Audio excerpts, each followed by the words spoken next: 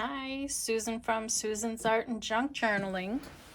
I have taken some Easter egg dye and I've got it dissolving per instructions. Warm water, hot water, about 1/2 cup, and 3 tablespoons of vinegar. And it's just not diluting, but dissolving all the way. So I'm just going to use it the strength that it is now. I want to use cut up placemats or tape, what do you call them? Yeah, placemats. And I'm going to dye papers blue and see how it turns out.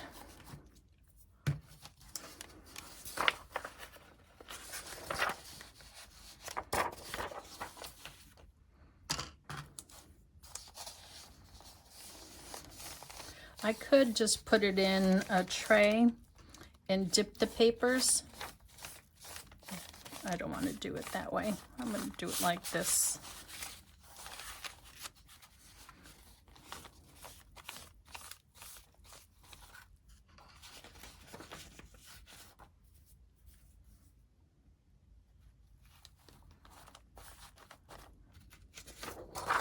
And then I'm going to put 2 pieces of paper on top. There we go.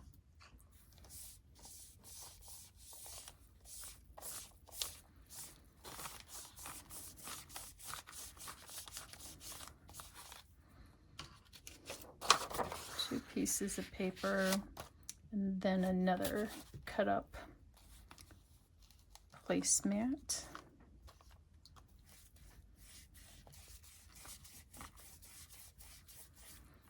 And then 2 pieces of paper.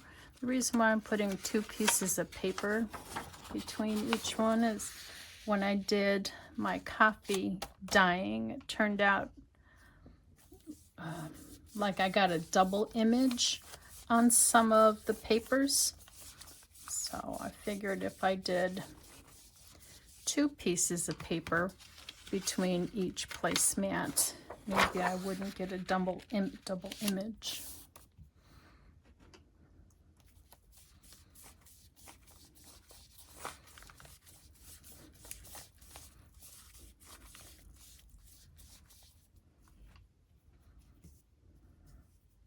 Was that 1 or was that 2? Okay, that was 2. Okay.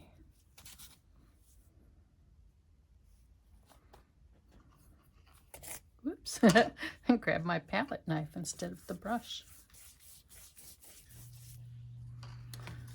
And 1 piece of paper and 2 pieces of paper.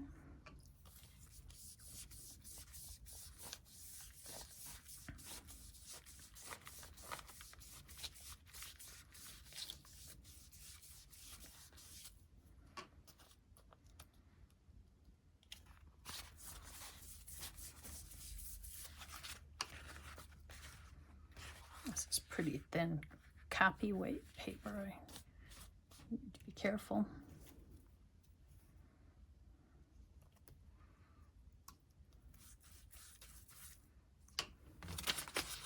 Two more pieces of paper.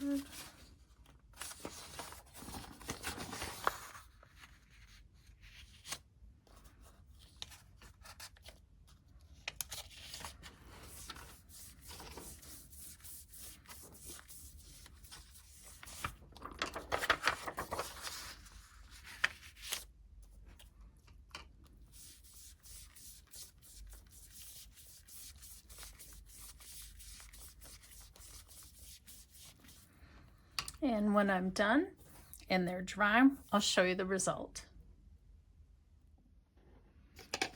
I've got a little bit left of my Easter egg dye, and I've taken and I've torn strips from a cotton sheet. I didn't take much because I don't know how well this is going to turn out. And what I'm going to do is roll them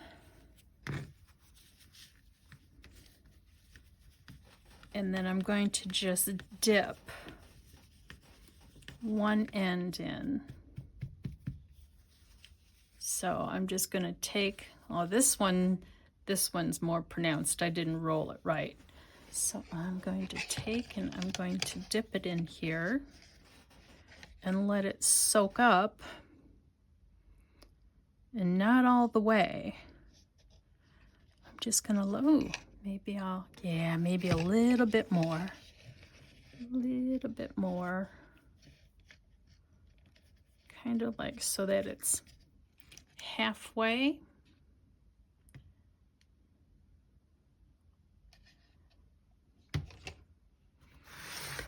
And I'm going to unroll it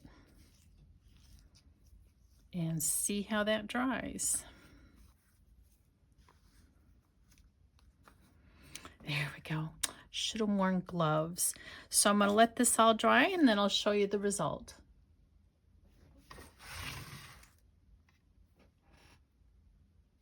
This isn't all the way dry, but I thought I'd do a partial reveal to see how things are coming along.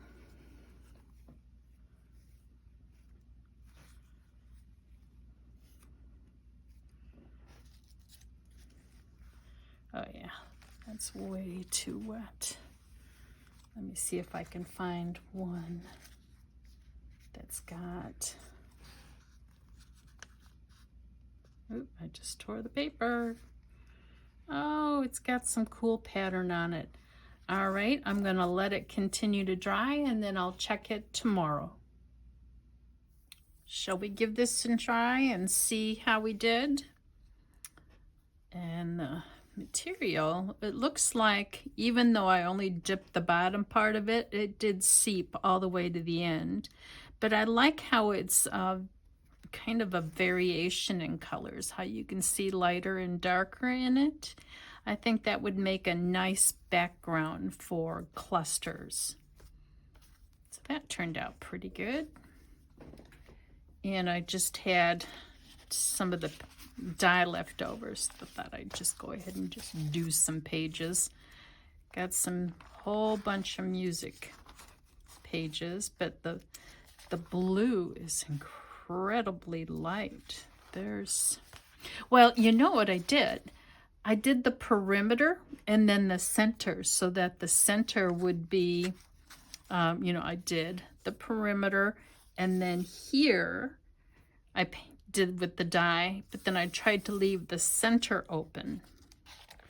So that's why there's variations in these, because I figured, if I put them in a junk journal and I've got them folded like that, I wanted this part to be a little lighter.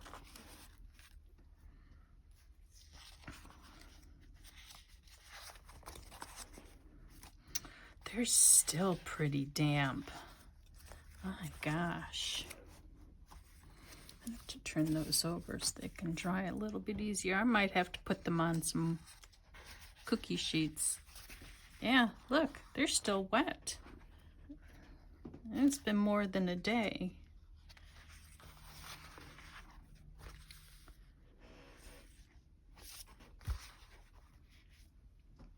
I did put a lot of paper in here, so that probably explains why it's still pretty damp. I don't think it worked like the coffee dyeing does, because you can see the pattern from coffee dyeing pretty good. But it doesn't look like this was a success. There's a little bit of a pattern there, which is nice.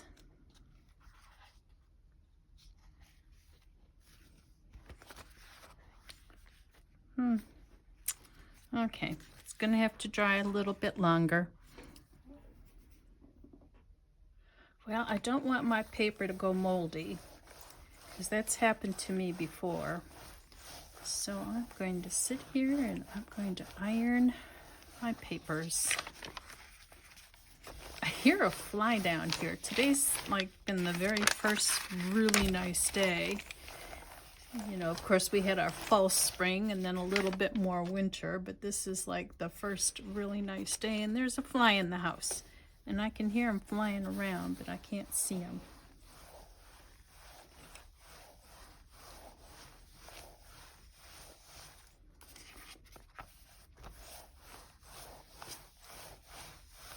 Oh, carry on. I've got all the papers ironed. I wanted to show you the difference between a white piece of paper and what I use the blue Easter egg dye. So it worked really good on the material. It soaked up the color really good. But as far as doing the music paper, listen to that sound. You can see that it's kind of light. I don't know if you can see the contrast here. So that's the music paper. I got quite a few pieces out of that. And then what I had done was, earlier in the video, I had put a plastic placemat between the two after I had used the Easter egg blue dye. And I can't say that the outcome turned out the way I was hoping. Let me show you all the papers that I've got here. I got a lot of papers dyed. But as far as the colors go, you know, it wasn't as vibrant as I was hoping.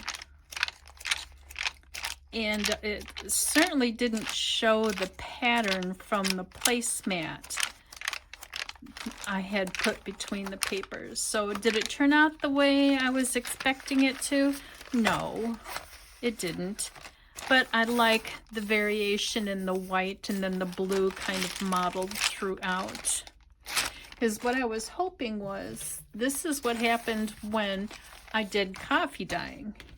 And I had put, you know, one of these placemats on the paper and did coffee dyeing. It shows the shadow of the placemat much better.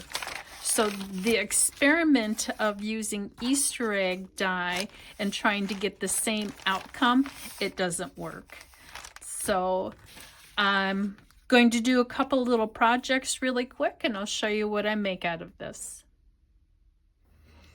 I've got my items together for the projects I'm going to make out of the paper, the music paper that I dyed with Easter egg. I folded it in half and then I cut it and glued it together and then made tag shapes and put paper reinforcers on the end. And this is loosely based on Kathy's Garden. And the colors I'm going to use are watercolors and Artist Loft Rose, Peach, Viridian, Cobalt Blue, and Cerulean Blue. So what she had done is she had taken just white paper and then painted, did circles and then painted inside the circles with watercolor. But I've got this grid here, so I thought I'd go ahead and use the grid. And these are the Paper Studio die cuts from package number 2213866. So they're not glued on or anything yet. I'm just got them set here so I can choose the colors I want to try on them. And I'm just going to, so for this one, I'm going to do the peach and the rose. And then this one is going to be the rose and the green. And then these two are going to have the blues. So what I'm going to do is just start with the lightest color first. So I'll just take the peach. Oh, and I don't have them open yet. Oh my goodness. Okay, well, I'll go ahead and do this project and show you the outcome. I've got these mostly done. I just have the green left to do on this one. So I just open up the top and just swirl the paintbrush around the edge. And then Do that, and then just get a little bit more water. Yeah, that's a little bit too diluted. Boy, the green certainly isn't showing up very well, is it?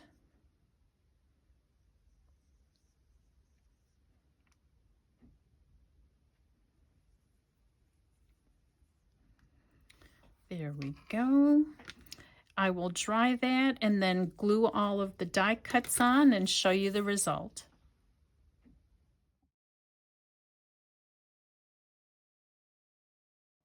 I love how these turned out.